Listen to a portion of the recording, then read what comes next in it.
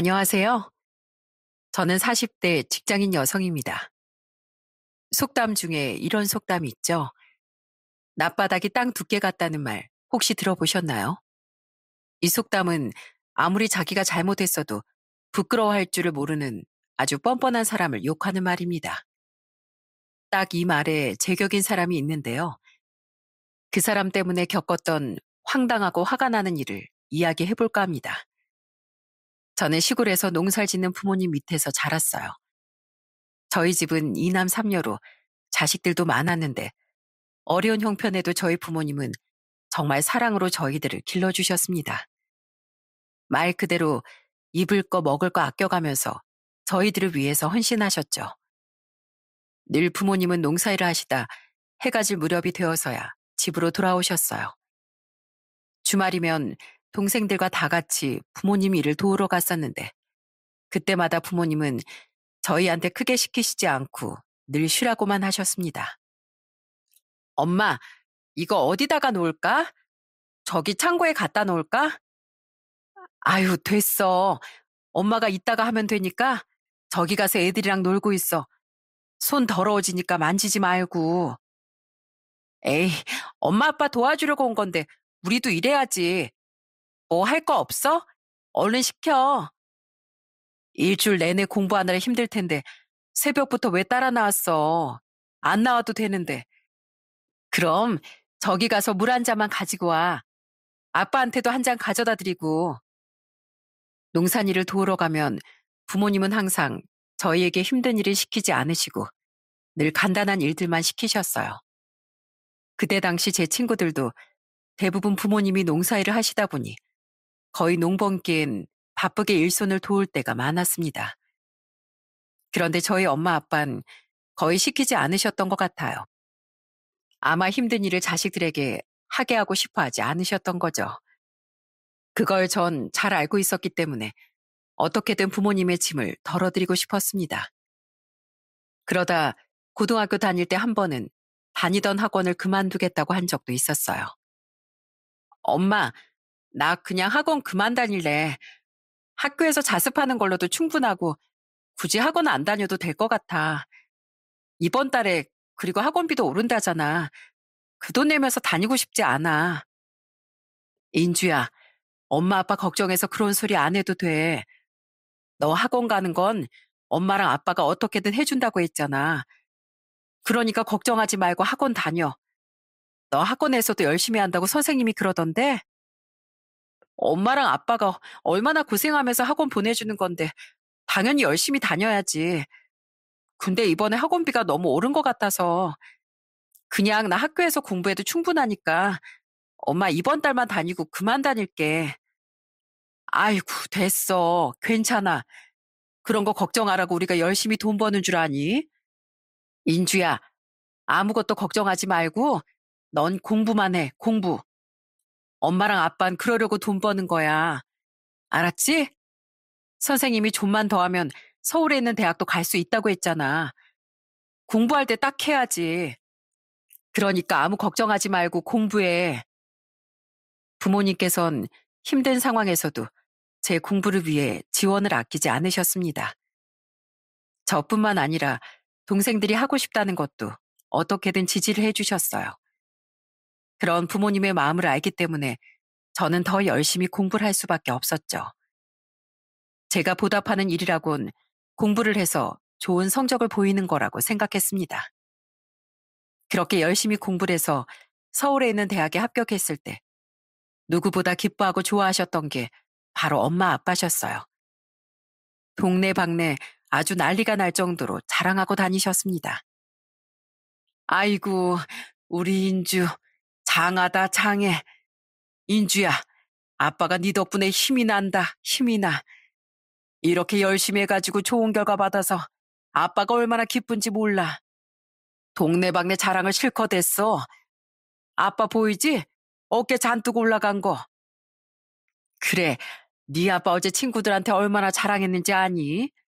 인주 덕분에 아빠가 요즘 체면이 산다고 아주 신나셨어. 고마워, 인주야. 엄마도 너무 행복해. 인주가 이렇게 잘 돼서 얼마나 좋은지 몰라. 다 엄마 아빠 덕분이지 뭐. 그동안 나 공부시킨다고 얼마나 고생 많이 했어. 고마워 엄마 아빠. 고생은 무슨, 자식 잘 되라고 하는 일인데 당연히 해야지. 그리고 이 정도는 아무것도 아니야. 우리 애들 잘 크기만 하면 힘든 게 뭐가 대수겠니. 사실 그동안 엄마 아빠는 농사일도 하셨지만 거기에 틈날 때마다 다른 농장에 가서 일까지 할 정도로 아주 바쁘게 지내셨습니다. 그러다 보니 쉬는 날 없이 매일매일 일을 할 때가 많았어요. 그게 다 우리들을 키우려고 그러신 거구나 생각하니 부모님을 생각할 때마다 저는 눈물이 앞을 가린답니다. 그렇게 제가 서울로 상경을 하게 되었어요. 동생들도 엇나가는 거 없이 다들 착하고 바르게 잘 자라줬어요. 대학을 졸업하고 좋은 기업에 취업을 했을 때도 부모님은 너무나 좋아하셨습니다. 전 엄마 아빠가 고생하시는 걸 알기 때문에 월급의 절반은 모두 보내드렸어요. 전 그걸로 생활비와 동생들 학비로 쓰는 줄 알았는데 그게 아니라는 걸 한 사건을 통해서 알게 되었습니다. 그날은 저녁 늦은 시간에 전화 한 통이 울려왔죠. 그 전화는 둘째 여동생이었습니다. 언니, 여기에 지금 올 수 있어? 아빠 많이 다쳤대. 지금 응급수술 들어갔어. 빨리 와. 갑작스런 사고 소식에 전 정신없이 병원으로 향했습니다. 그 시간에 어디서 사고가 났는지 영문을 알 수 없었는데 나중에 진실을 알고서 너무나 마음이 아프고 미어졌어요. 아빤 투잡으로 배달 아르바이트를 하시다가 사고가 나신 거였습니다. 아니, 내가 보내준 돈은 어떻게 하고 왜 투잡을 뛰어? 그거 엄마 아빠 생활비 하라고 보내준 거잖아. 왜, 뭐 필요한 곳이라도 있었어? 뭔데 왜 투잡까지 뛰었냐고. 그게 아니라, 아휴, 네가 타지에서 그렇게 고생하면서 버는 돈인데 엄마랑 아빠가 어떻게 쓰니? 아빠가 그거 그냥 한 푼도 쓰지 말고 모아두자고 해서 아무것도 안 썼어. 나중에 너 시집갈 때라도 보탤까 싶어가지고 우리 형편에 뭐 하나 해주지도 못할 텐데. 뭐? 내가 언제 시집을 갈 줄 알고 엄마 그냥 그거 쓰라고 했잖아. 됐다. 엄마랑 아빠 네 돈 안 쓸 거야. 그러니까 아예 주지 말어. 그리고 동생들한테도 학원비 보내주지 마. 엄마랑 아빠가 그거 다 낼 수 있다는데 왜 그걸 네가 책임져? 앞으로 너 살 길만 챙겨. 엄마랑 아빠 동생들 생각하지 말고. 거기서 너 혼자 얼마나 외롭고 힘든데 돈까지 보내주면 뭐 먹고 사니? 다행히 아빤 골절로 인해 수술을 받으셨지만 잘 회복을 하셔서 다시 건강하게 집으로 돌아오실 수 있었습니다. 그날 전 부모님의 희생과 자식에 대한 사랑이 어느 만큼 깊고 넓은지 알 수 있었어요. 사실 주변만 하더라도 부모라고 해도 자식에게 제대로 해주지 못하는 사람들도 많고 자식의 덕을 보려는 사람들도 많은데 저희 부모님은 평생 그런 모습 한 번 보인 적이 없었습니다. 그래서 전 부모라면 마땅히 자식을 사랑으로 아껴야 한다고 생각했어요. 그런데 그렇지 않은 부모들도 역시나 많더라고요. 나중에 그런 부모를 겪고 나서 모두가 제가 생각하는 부모는 아니구나 알게 되었죠. 전 그런 부모님의 깊은 사랑을 받아 자라다 보니 결혼에 대해 정말 신중하게 생각했었어요. 부모님처럼 서로를 위해주고 자식을 아끼는 그런 결혼 생활을 하고 싶었습니다. 저와 비슷한 생각을 갖고 있는 사람과 만나고 싶었는데 딱 그에 걸맞는 사람을 만나게 되었어요. 지금의 남편은 정말 착하고 성실한 사람이었어요. 지인의 소개로 만나게 되었는데 그때 제 나이가 20대 후반이었고 남편은 30대 초반이었죠. 남편은 그때 당시 할머니와 함께 살고 있었는데 처음엔 저 남편이 조송 가정인 줄 알았어요. 그런데 멀쩡히 시부모님이 계시더라고요. 약간은 의아했지만 어릴 때부터 맞벌이 하면서 할머니 집에 맡겨져 살다 보니 커서도 그냥 자연스럽게 할머니와 살게 되었다는 말에 그렇구나 하고 넘어갔었어요. 남편은 그때 당시 정말 마음이 깊고 따뜻했습니다. 늘 배려심이 강했고 어르신에게 잘하는 모습들이 전 너무나 좋았어요. 그래서 전 남편과 결혼을 결심하게 되었죠. 결혼을 하기 전에 종종 남편의 할머니를 만나뵌 적이 있었는데 그때마다 얼마나 정성으로 남편을 키웠는지 바로 알 수 있었습니다.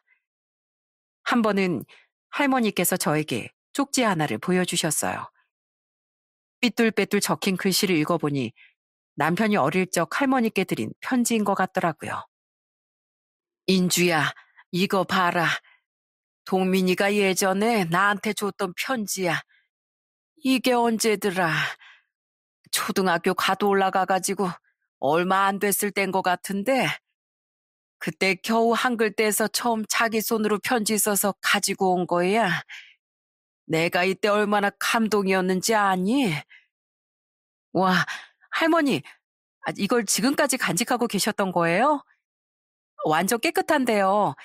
20년을 넘게 보관해 오신 거네요. 그래, 내가 고이고이 간직하고 있었지.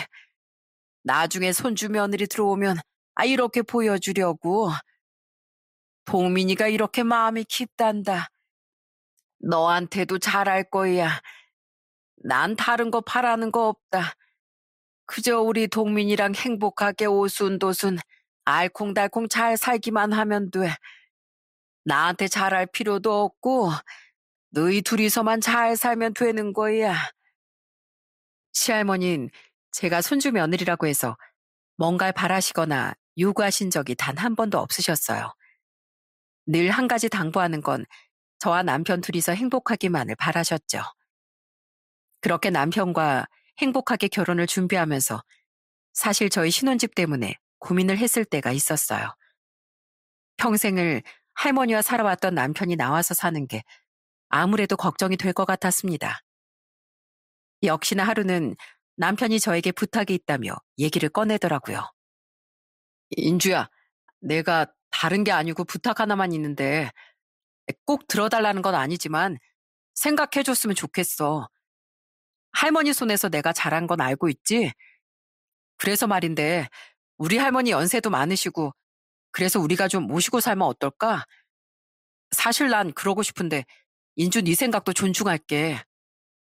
그래, 뭐 괜찮아. 나도 할머니랑 같이 사는 거 대찬성이야. 근데 할머니도 그렇게 하라고 하셨어? 아니, 할머니는 절대 안 된다고. 결혼했는데 어떻게 자기랑 같이 사냐면서 안 된다고 하시는데 너만 괜찮으면 내가 어떻게든 설득해보려고. 정말 괜찮아? 그럼 괜찮아. 지금까지 만나본 할머니는 나한테 너무너무 잘해주시고 좋으신 분이셨는데 당연히 괜찮지. 고마워. 고마워, 인주야. 사실 전 남편이 얼마나 고민을 하고 저에게 얘기를 했는지 알고 있었습니다. 어떤 사람이든지 가족 중 누군가와 함께 살아야 한다고 하면 고민이 될 수밖에 없는 얘기잖아요. 더군다나 시할머니라고 하면 아무리 좋은 분이라고 해도 불편해할 수도 있으니 쉽게 얘기를 꺼내지 못했던 것 같았습니다. 그래도 전 반대할 이유가 없다 생각을 했어요. 시할머니가 정말 좋으신 분이고 저희 부모님처럼 사랑으로 남편을 키웠다는 게 바로 느껴졌기 때문이었죠. 그렇게 전 합가를 찬성했고 시할머니를 오랫동안 설득한 끝에 저희 신혼집은 시할머니 댁이 되었어요. 저희가 결혼할 때도 시부모님은 크게 관심이 없으셨습니다. 그냥 본인들이 너무 바쁘니 모든 걸 알아서 잘 하라고만 하셨죠. 전 그래서 정말 쿨하신 시부모님이라고 생각했어요. 이 생각이 바뀌게 된 일이 몇 년 후에 딱 벌어지고 말았습니다. 결혼까지는 정말 수월하고 행복했어요. 양가의 축복 끝에 무사히 행복하게 결혼식을 치렀고 시할머니와 합가라는 동안에 단 한 번도 불편하지 않을 정도로 너무나 행복하게 지냈습니다. 한 번은 방을 정리하다가 남편의 어릴 적 사진첩을 발견하게 되었어요. 그때 시할머니와 둘이서 찍은 사진이 있어서 봤는데 시할머니가 정말 너무 멋지게 꾸며서 찍으셨더라고요. 깜짝 놀라 물어보니 그 사진에도 감동스러운 사연이 있었습니다. 와, 할머니, 완전 패션 리더신데요. 어떻게 이렇게 옷을 입으셨어요? 여기 어디예요? 소풍 간 것 같은데. 아, 이거 동민이 소풍 날에 찍은 거야. 이때 다른 학부모님들은 다 젊은데 우리 동민이만 할머니가 와서 창피할까봐 내가 전날부터 염색하고 옷도 젊은 사람 옷 빌려다가 마련하고 아주 난리가 아니었어. 우리 할머니 진짜 멋지지? 이날 친구들이 엄마냐고 다 물어볼 정도였다니까. 할머니가 나 기죽지 말라고 이렇게 꾸며온 거야. 학교 행사 있을 땐 진짜 우리 할머니가 제일 멋쟁이였어. 남편의 어릴 적 사진 속 할머니는 정말 멋쟁이셨습니다. 바쁜 시부모님을 대신해 학교 행사를 직접 참여해야 하셨는데 그때마다 손주가 기죽을까 싶어 더 신경 써서 차려입고 가신 거였죠. 그 사연을 듣고 나니 그 사진 속에서도 손주들에 대한 사랑이 느껴졌어요. 남편에겐 여동생이 한 명 있었는데 그 여동생도 할머니 손에서 자랐습니다. 종종 타지에서 일을 하고 있는 여동생이 올 때면 할머니는 상다리가 부러지게 상을 차려놓으시곤 했어요. 늘 전날부터 신선한 재료로 선수 장을 보시고 새벽부터 정성으로 음식을 해서 손주들을 먹이시곤 했죠. 그럴 때도 저에겐 말 한마디 안 하시고 혼자서만 그 상차림을 다 하셨어요. 특별한 날뿐만 아니라 평소에도 퇴근해서 집에 가면 미리 싹 다 차려놓은 상을 보고 깜짝 놀랄 때가 많았습니다. 아우, 할머니, 제가 와서 저녁한다니까 기다리시지. 이걸 혼자서 다 차리셨어요? 아우, 힘들게. 제가 해도 되는데. 아유, 아니야. 밖에서 일하다 오는 사람이 힘들지. 집에 있는 사람이 뭐가 힘들어. 괜찮아. 나야 평생 밥하던 사람인데 뭐가 힘들어. 괜찮아. 김치찜을 했는데 이거 한번 맛봐봐. 저번에 좀 매운가 싶어서 내가 오늘은 덜 맵게 했어. 인주 매운 거 잘 못 먹지? 어, 어떻게 하셨어요? 저 실은 매운 거 잘 못 먹는데. 그런 거 같더구나. 저번에 보니까 그런 거 같았어. 아이, 얼른 앉아. 배고프지? 동민이도 거의 다 왔다고 하니까 우리 조금만 기다리자. 늘 밖에서 일하는 사람이 더 힘들다면서 집안일도 한 번 저에게 맡기지 않으시고 시할머니께서 다 하셨어요. 그런 시할머니께 정말 죄송하고 감사한 마음이 들었습니다. 저도 나름대로 살림을 하려고 노력했지만 늘 절 배려해 주신 건 바로 시할머니셨어요. 항상 저에게 괜찮다고만 하시는 시할머니와 함께 살면서 전 배려와 사랑이 이런 거구나 다시 한번 느꼈던 것 같습니다. 남편도 항상 절 배려하고 이해를 많이 해줬었는데 남편의 이 성격이 바로 시할머니를 닮았구나 생각이 들었죠. 신우도 마찬가지로 종종 만날 때마다 제가 어디 불편하거나 힘든 건 없는지 먼저 물어봐주고 걱정해줬어요. 이런 시댁 식구들 덕분에 전 너무나 행복하게 결혼 생활을 했습니다. 그런데 딱 하나 마음에 걸리는 거라면 바로 시부모님이셨어요. 결혼하고서 시부모님은 명절에도 바쁘셨고 만날 일이 거의 없었습니다.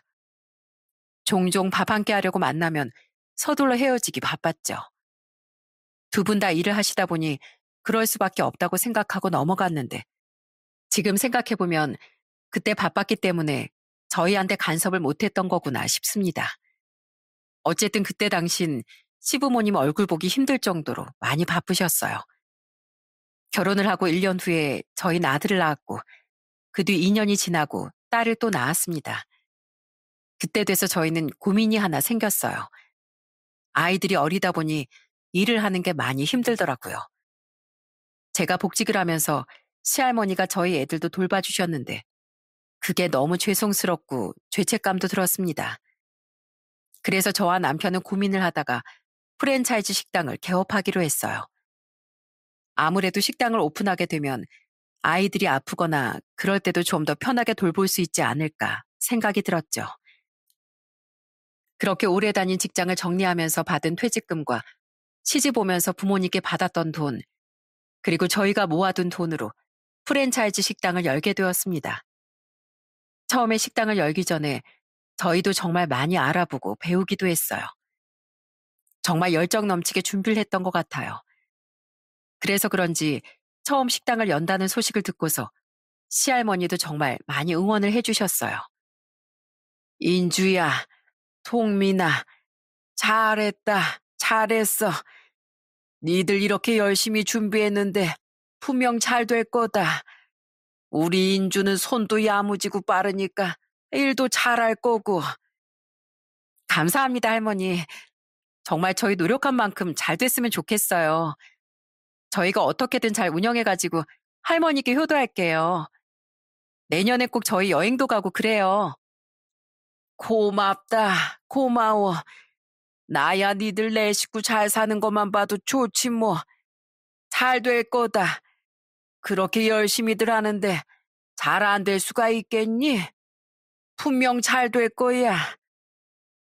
시할머니는 저희를 정말 많이 응원해 주셨지만 시부모님은 끝까지 반대를 하셨어요. 특히 시모는 창업할 돈으로 투자를 하라며 저희에게 강요하시기도 했죠. 뭐? 창업? 예, 너희 생각이 너무 없는 거 아니니? 애도 둘인데 이제 와서 창업하면 어쩌자는 거야? 그 돈 그렇게 땅바닥에 버릴 거면 그냥 놔줘라, 놔줘. 내가 투자 잘해줄 테니까 나한테 줘. 네? 어머님, 그래도 저희 열심히 배우고 준비하고 있어요. 예, 뭐 식당은 아무나 하니? 난다긴다는 요리사들도 다 망하는 게 식당이야. 아휴, 그렇게 식당 차려가지고 뭐 얼마나 번다고. 그 돈으로 투자하면 수억은 금방 버는데. 니들이 복을 차는 거지, 복을 차. 시부모가 끌어준다는데 그걸 차는 거지 뭐. 시부모님은 항상 저희에게 돈만 있으면 투자를 하라면서 강요하셨습니다. 그럴 때면 저희는 늘 거절하긴 했지만 막무가내로 투자하라며 돈을 맡기라고 말하는 게 이상하다 싶기도 했어요. 그래서 더 열심히 준비해서 잘 되겠다는 다짐을 했습니다. 처음엔 정말 식당이 그래도 그럭저럭 잘 운영되긴 했어요. 손님들도 점점 늘어나는 것 같고 금세 안정을 찾을 것만 같았죠. 그런데 2년이 지난 시점부터 서서히 손님들이 줄어들기 시작했습니다. 경기도 좋지 않았던 시기라 저희는 정말 고민이 많았어요. 처음엔 가게 수입이 눈에 띄게 줄어들기 시작하더니만 어느 순간부턴 수입보다 지출이 더 많이 나가는 달이 늘어나게 되었죠. 그렇게 어려운 시기를 버티고 버티다 도저히 안 되겠다는 생각이 들었을 때가 가게 오픈 후 2년이 지났을 무렵이었어요. 그동안 모았던 전 재산을 거의 투자한 거나 마찬가지였는데 잘 되질 않으니 너무나 괴롭고 힘들었습니다. 거기다가 애들도 점점 자라고 있는데 앞으로 나갈 돈들도 많을 텐데 계속해서 걱정이 쌓이고 쌓였죠. 결국 식당 문을 닫기로 결심했을 때 남편과 전 얼마나 울었는지 몰라요. 그때 저희를 위로해 주신 것도 바로 시할머니셨습니다. 할머니, 저희 가게 그만하려고요. 이렇게 그냥 잡고 있는 것도 아닌 것 같고 파리만 날리는데 계속하는 건 너무 저희 욕심인 것 같아요. 그래, 괜찮어. 이런 일도 있고 저런 일도 있는 게지. 저희가 너무 부족해서 그랬을까요? 열심히 했는데 저희가 부족해서 이렇게 된 것 같아요. 아이고, 아니다, 아니야. 요즘 경기도 안 좋은데 그래도 3년을 내리 잘 운영했는데 이 정도면 훌륭하지. 안 그래? 니들 나이엔 이것도 해보고 저것도 해보면서 도전해보는 거지. 아무것도 안 해본 것도 아니고 니들이 이것저것 얼마나 열심히 준비했는데 잘했다. 그동안 고생했어. 아직 한창인 나이에 너무 기죽지 말거라. 다시 시작하면 되는 거야. 힘들어도 다시 이겨내면 돼. 시할머니는 끝까지 저희를 응원하고 지지해 주셨어요. 저희만큼 속상하셨을 텐데도 어떻게든 힘을 주시려고 노력하셨죠. 그런 시할머니의 마음을 알기 때문에 저희도 극복하려고 노력했어요. 식당을 정리하고 나서 다시 회사에 취직을 해 다니게 되었는데 사실 죄취직을 한 곳이 전에 다니던 회사보다 좋은 곳은 아니었거든요.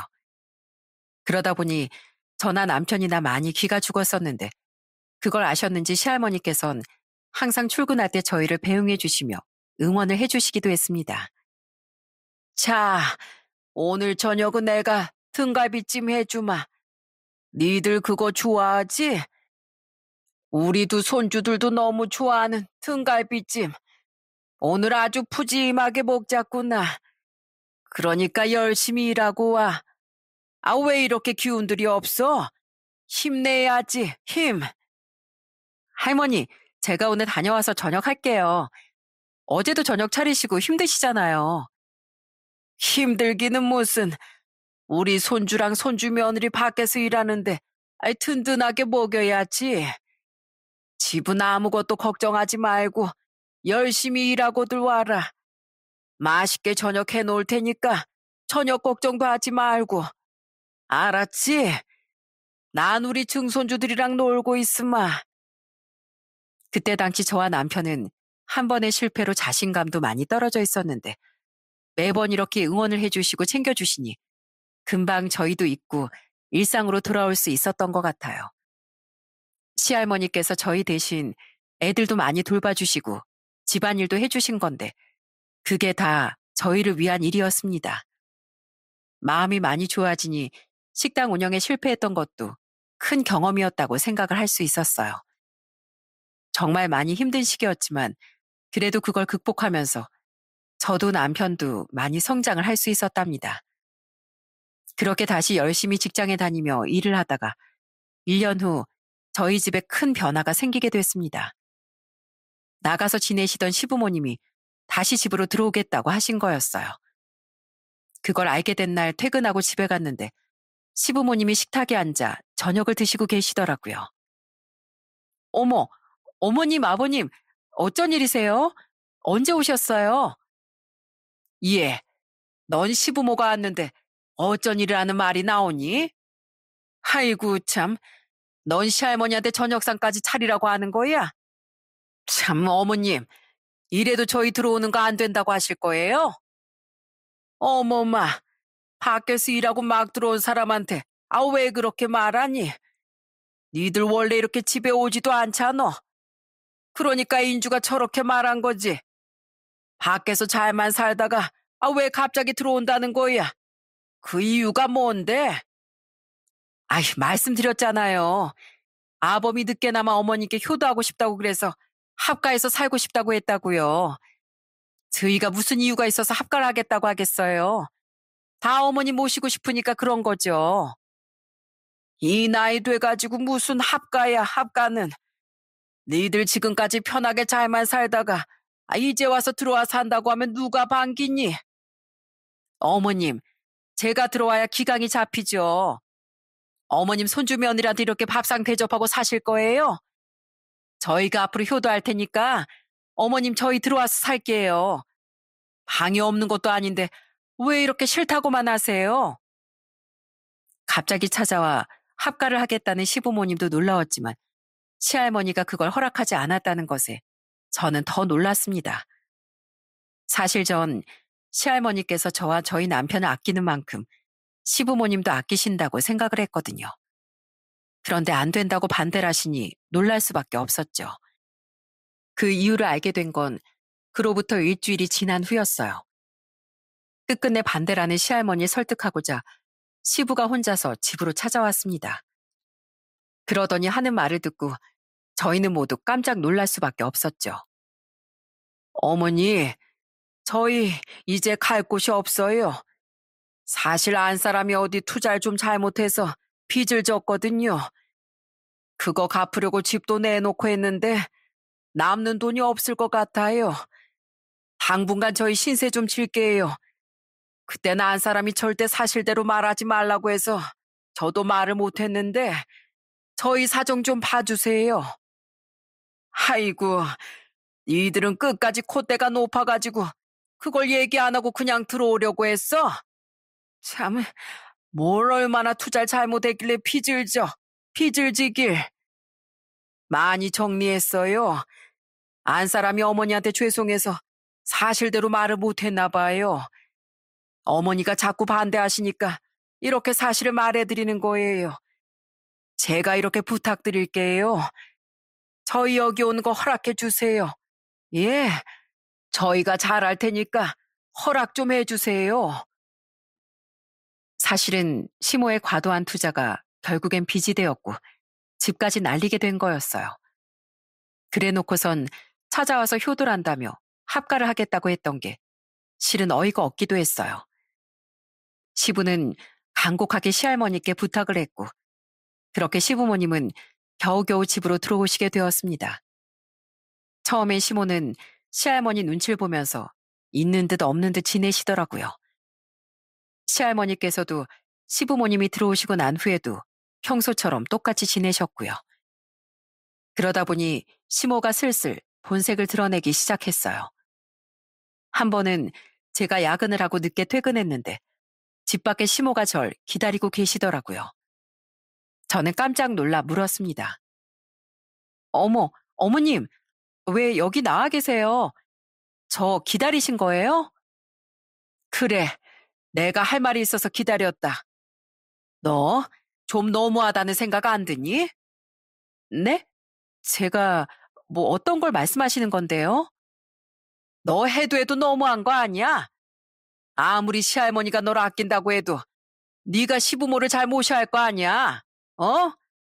저녁도 네가 알아서 아침에 싹 해놓고 나가야 하는 거 아니냐고.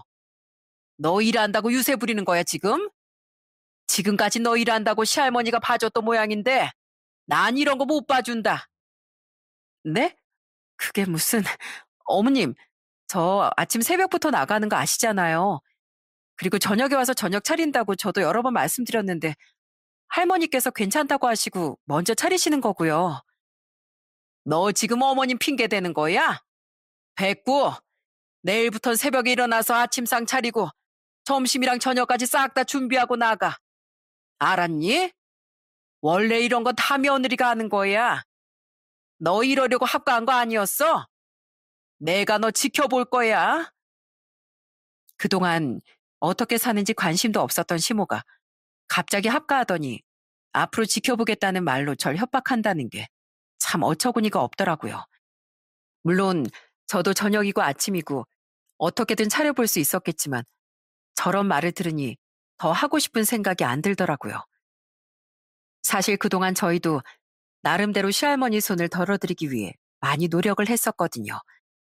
반찬도 매번 부르고 주말엔 저희 부부가 집안일을 하곤 했는데 시모는 그건 하나도 생각을 안 하시더라고요. 그것뿐만이 아니었습니다.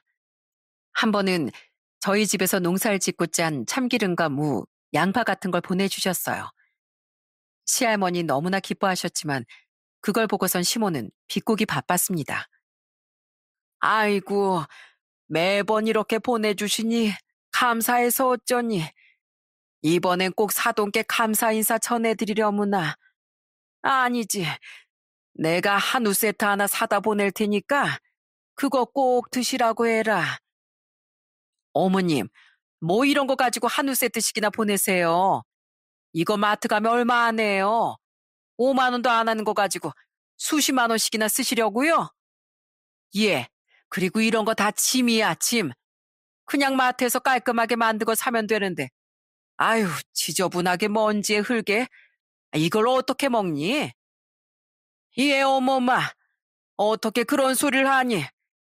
어떻게 마트에서 파는 거랑 정성으로 길러서 보낸 거랑 비교를 해? 어? 너 어떻게 그런 말을 하니? 얼른 인주한테 사과해라. 아니, 어머님. 어머님은 진짜 며느리는 안 이뻐하시고 맨날 그렇게 손주 며느리만 예뻐하세요? 뭐 제가 나쁜 뜻으로 한 말도 아닌데. 참, 기분 나빴다면 미안하구나. 그렇게 비꼬는 시모를 시할머님 바로 혼쭐을 냈지만 시모는 그게 또 마음에 들지 않아 했습니다. 그러다 보니 절 마주칠 때마다 어찌나 툴툴대시는지 시모의 말만 들으면 제가 너무 스트레스를 받을 지경이었어요. 그걸 아시는지 시할머니는 더욱 시모를 혼내키시고 저에게 시집살을 안 하게 막아주셨죠. 그러다가 결정적인 사건이 발생하게 되었습니다. 어느 날 친정엄마가 몸이 좀 아프셔서 병원에 입원을 하시게 되었어요. 그래서 간병을 하려고 2박 3일로 친정에 가게 되었죠. 그날은 시모만 집에 계셨는데 짐을 싸고 나가는 절 대뜸 불러대더니만 어처구니 없는 말을 하시더라고요. 예, 너 친정 간다며? 네, 다녀오려고요. 3일 있다가 올 거예요. 아휴, 그래. 그러면 간 김에 한 3천만 원만 네 친정에서 좀 빌려와라. 너도 가게 망해서 뭐 별 돈도 없을 거 아니야. 네? 3천만 원이요? 그래. 내가 안 그래도 말하려고 했는데 잘 됐구나. 보아하니 니들 돈도 없는 것 같은데 내가 좀 급해서 그러니까 딱 3천만 원만 빌려와라. 우리도 돈 나올 구멍이 없어서 그래. 지금 무슨 말씀을 하시는 거예요? 예, 내 친구 며느리들은 딱딱 친정에서 돈도 잘 빌려온다고 하더만. 넌 신혼집 구하면서 돈도 안 써. 할머니 집에 들어와서 돈 한 푼 안 들이고 신혼집 구한 거 아니니? 그러고선 허무맹랑하게 사업한다고 돈 다 탕진하고. 그랬으면 친정에서 돈이라도 빌려와야지. 제가 왜요? 제가 그 돈을 왜 빌려야 하는데요? 너희 집 농사도 짓고 한다면서? 요즘은 농사꾼들이 돈이 더 많다고 하더라. 그러니까 돈 좀 빌려와. 안 그러면 내가 너 이혼시킬 수도 있어. 알았니? 너 어머니가 네 편이라고 생각하는가 본데 우리 집 실세는 나야, 나. 시집 오면서 해온 것도 없으면서 양심은 있어야지. 시부모한테 뭐라도 효도해야 하는 거 아니니? 너 며느리잖아. 그 돈 빌려와야 너 이혼 안 하는 거니까 그렇게 알고 돈 꼭 빌려와라. 안 그래도 좋은 일로 친정에 가는 것도 아닌데 갑자기 돈을 빌려오라는 말을 들으니 너무나 기가 막히더라고요. 말도 안 되는 얘기라는 시모에게 대꾸도 하지 않고 전 친정으로 향했어요. 친정으로 내려가는 내내 속이 정말 부글부글 끓어오르더라고요. 시모 말처럼 사실 결혼할 때 크게 뭘 해간 것도 아니지만 반대로 저 역시 뭘 크게 받았던 것도 아니었거든요. 거기다가 지금껏 저희 결혼 생활에 아예 관심도 없었던 사람이 갑자기 부모라는 이름으로 효도를 바라니 정말 황당하고 화가 났습니다. 그래도 꾹꾹 참고 친정엄마가 입원한 병원으로 향했어요. 병실에 딱 들어가자마자 엄마를 보고 전 눈물을 쏟을 수밖에 없었죠. 엄만 그 아픈 와중에도 제 걱정만 하셨더라고요. 아이고, 인주야, 바쁜데 왜 왔어? 엄마 혼자 있어도 되는데. 아휴, 고생 많았겠네. 너 왜 이렇게 살이 빠졌어? 어디 몸이 안 좋은 거야? 얼굴도 헬쓱하고 뭐 좀 먹었니? 엄마, 아휴, 엄마가 아픈데 왜 내 걱정을 해? 아휴, 왜 울어? 엄마 많이 아픈 거 아니야. 그냥 조금 아픈 거지. 며칠 쉬면 금방 낫는데.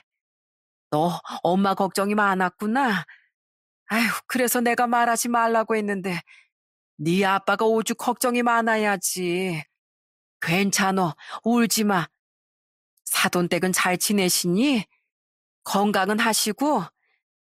내가 이 나이 먹어보니까 여자들은 여기저기 많이 아픈 것 같아. 어디 아프시진 않은지 잘 살펴보고 그래라. 엄마가 그렇게 말하는데 그냥 눈물이 줄줄 흘렀습니다. 내가 이런 취급을 당하면서 왜 이렇게 살아야 하나 싶었어요. 엄만 이렇게 몸이 안 좋은데 그런 와중에도 저와 제 시댁 걱정만 하시는 게 제가 너무 불효를 저지르는 것 같더라고요. 그냥 시모에게 대꾸도 하지 않고 무시하는 것도 불효라 생각이 들었습니다.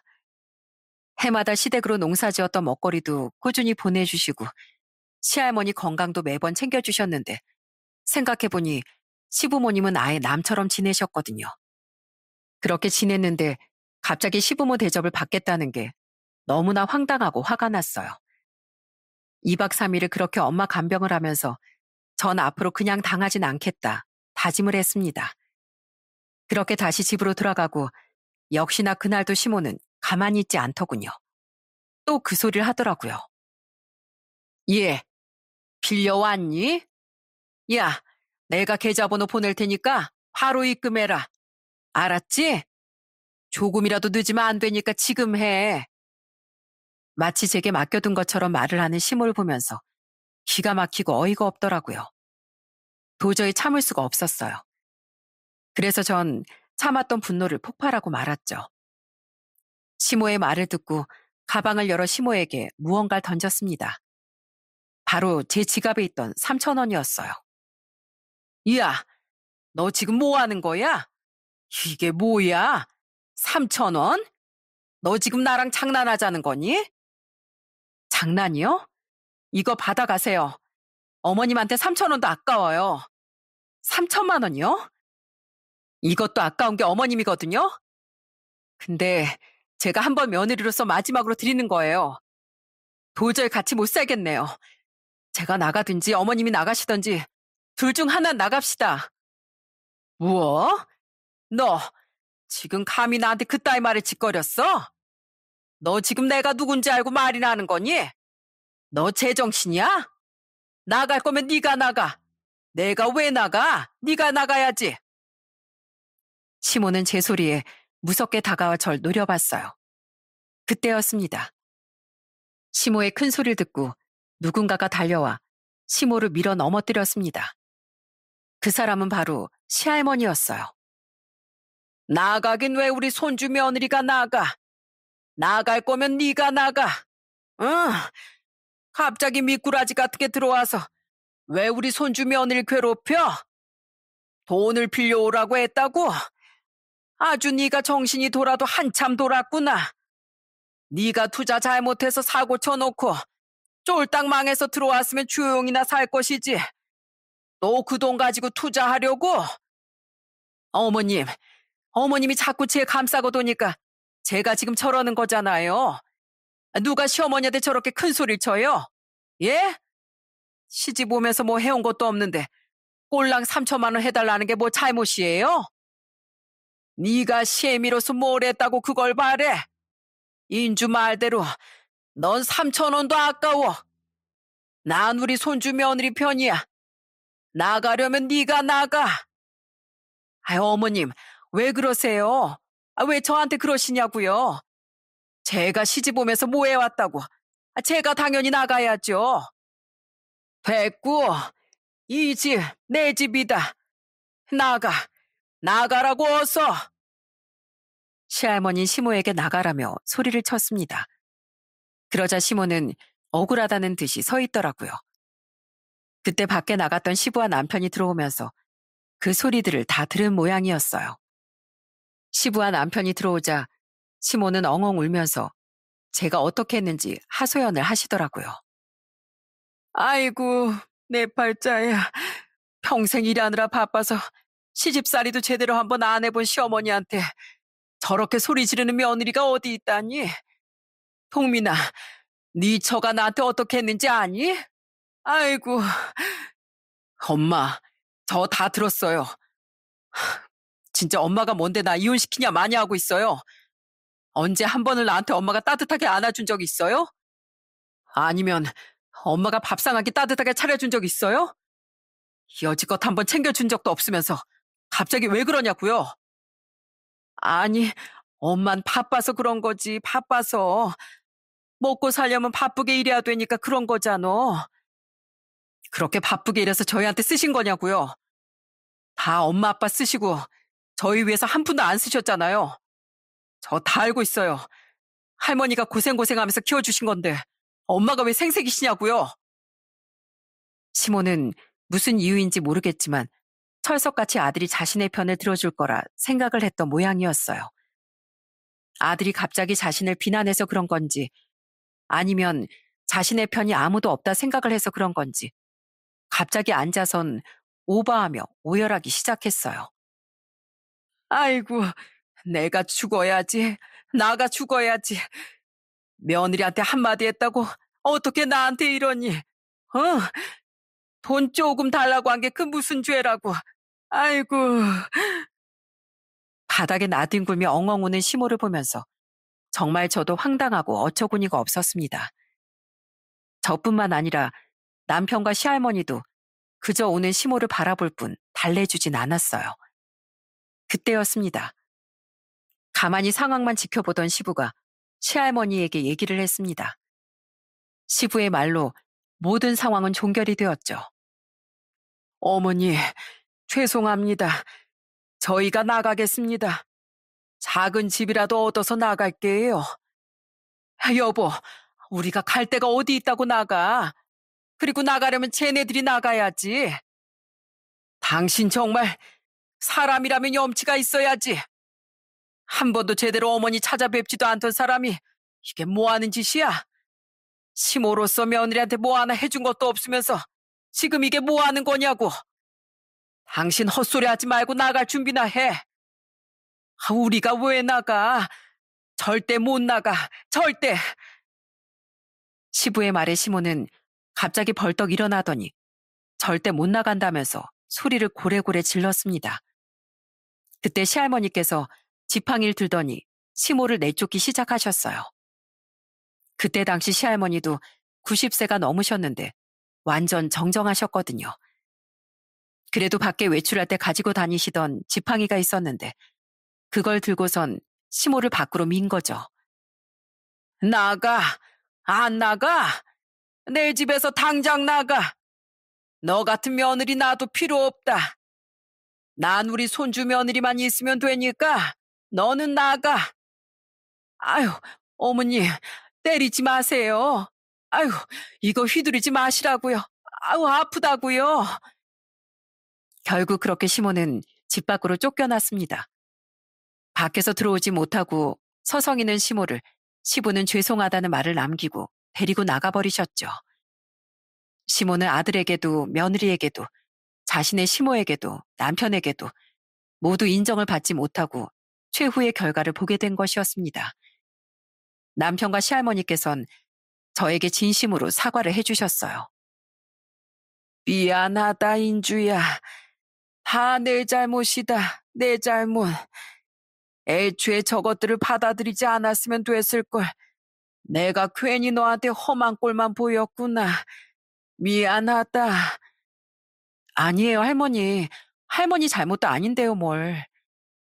미안해, 여보. 내가 엄마를 어떻게든 막았어야 했는데 정말 미안해. 내가 이렇게 사과할게. 아이고, 우리 손주 며느리 이리 오거라. 우리 손주 동민이도 손주 이상이지만 우리 손주 며느리 인주도 내 손주 며느리 이상이야. 나한테 니들 둘이 다 똑같이 소중한 사람이니까 걱정하지 말거라. 내가 끝까지 잘 지켜주마. 따뜻하게 안아주시는 시할머니 마음이 그때 너무나 잘 느껴져서 저도 모르게 눈물도 나왔어요. 어찌 보면 시모보다 짧은 시간을 함께했던 저였는데 누구보다 제 편을 강하게 들어주시니 정말 감사하더라고요. 나중에 알고 보니까 시모는 여러모로 문제가 많았던 사람이었어요. 평소에도 남편이고 신우고 자식으로서 신경을 전혀 안 쓰셨다고 하더군요. 신우에게는 하도 돈을 빌려달라고 연락을 하는 바람에 애초에 연락을 차단당한 지 오래라고 들었어요. 그나마 며느리가 휘두르기 편하니 저한테 그런 어처구니 없는 말을 꺼냈던 거였죠. 지금은 시모, 시부 두 분이서 원룸에서 지내신다고 들었습니다. 시모는 식당 일하면서 빚 갚느라 뼈 빠지게 일을 하고 있다고 했어요. 시부는 시모의 빚을 하나도 대신 갚아주지 않겠다며 그저 지켜보고 계신다고 들었습니다. 시모의 뻔뻔한 행동이 아니었다면 그나마 편한 집에서 잘 지냈을 텐데 그 뻔뻔하고 양심 없는 태도가 결국 시모의 최후를 만들었던 것 같아요. 지금도 할머니는 저희를 위해 얼마나 애를 쓰시고 계시는지 모릅니다. 여전히 따뜻하게 저를 안아주시며 저희의 든든한 편이 되어주고 계세요. 하루는 저희에게 이런 말도 해주신 적이 있습니다. 얘들아, 니들 돈 없어도 하나도 걱정 안 해도 된다. 돈이 없으면 다시 또 만들어서 살면 되는 거야. 내가 죽으면 이 집 우리 손주한테 물려줄 거니까 걱정하지 말거라. 니들 애쓰며 사는 거 내가 다 아는데 끝까지 내가 니들 지켜주마. 그렇게 저흰 지금도 시할머니와 함께 행복하게 잘 지내고 있습니다. 사실 처음엔 저도 걱정이 많았거든요. 아무래도 시할머니니 어렵지 않을까, 불편하지 않을까 생각했는데 지금껏 10년이 넘는 세월 동안 그런 생각을 한 적은 단 한순간도 없었어요. 그만큼 시할머니께서 절 많이 배려해 주시고 생각해 주셨던 것 같습니다. 저희 친정 부모님도 건강하게 잘 지내고 계세요. 저희 네 동생들도 열심히 일을 하며 살고 있습니다. 가끔씩 집으로 친정 식구들을 초대할 때가 있는데 그때는 시누이도 같이 와서 북적북적 정말 사람 사는 게 느껴져요. 마음이 통한다는 말 있죠? 저는 시할머니와 함께 살면서 이런 게 마음이 통하는 거구나 싶은 생각이 든답니다. 피 한 방울 섞인 건 아니지만 정말 진실된 가족이 된 것 같아요. 앞으로도 시할머니와 제 가족들과 함께 행복하게 잘 지내보려고 합니다. 저희도 겪은 일이지만 무언가에 실패한다고 해서 인생이 모두 다 실패하는 건 아니더라고요. 정말 힘들고 괴롭겠지만 나중엔 인생의 큰 교훈을 얻게 되는 건 분명한 것 같네요. 원했던 결과를 얻지 못해 실패했다고 괴로워하신다면 언젠간 그 일이 큰 교훈이 되어서 여러분들의 인생의 성공으로 향하는 발디딤이 될 거라고 생각합니다. 그러니 힘내시고 좌절하지 마시고 다들 화이팅 하시길 바랍니다.